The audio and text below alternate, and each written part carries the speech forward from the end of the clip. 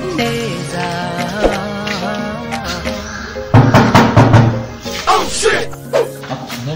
Wenda kuntaho kandi wasanga ari bya bisambo by'iyi minsi kanze mwereka ku nkonde kurusha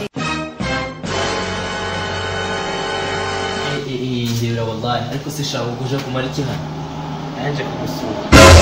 waruje kunsura reka nze ngufungurire sha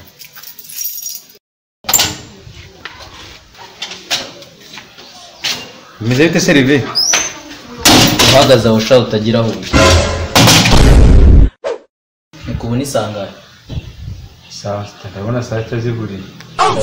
niko se shaka arakubwiye ngo ugize kunsura ko saa sita zenda kugira buri Ese hari ikintu bitwaye rive? icyo bidatwaye n'iki se ko ahubwo ibintu byanjye byose wabitwaye uhinda kuzabimara Bitwaye bike sitiri inshuti koko. inshuti se bisobanuye kuza buri gihe nkagutekera nitwabara no mu muhanda tukaganira Yakuna no kwe n'ubundi no mururumba. uvuze ngo ukisha utangiye no kumukiri wanjye Aya ntabwo ngututse. sawa rero ibyo kujya mu nzu yanjye byo byibagirwa icara nsurira hano hanze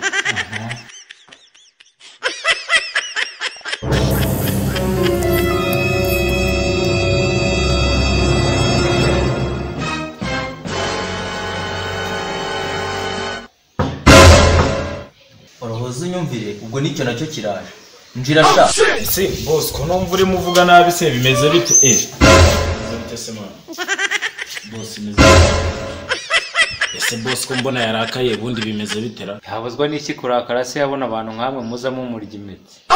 uko se ugiye kwicara ninde ukubwiye ngo wicare aho ngaho ntabwo nagiye kwicara ntabwo nagiye mwese boss mbenice hano mbanza nkubwira icy'ingenzi ngayicara amahanyuma umbwira icyo ushaka utahe ubundi wo kundeba urubahe Ese uruhe?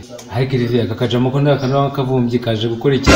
kandi atangiye iki ngiye biratarinje kwisura grand frère y'umwana rive wawe twitwahanye gahunda Kwara. Yewe ukize. boss ubundi wowe rubahe Kashaka amabiki gihe rwo. ubundi igihe mwese mwajya gutungana hano ko atari ikigo gifasha imfubyi n'abababaye mwese muhaguruke mutahe muhaguruke Hanjye se. mwese nta n'umwe usigaye hano nyemereka twigende umva ni mutahe mwese nta n'umwe nkeneye kubona igisura kiwe hano kandi ninjya kuzamuraza ko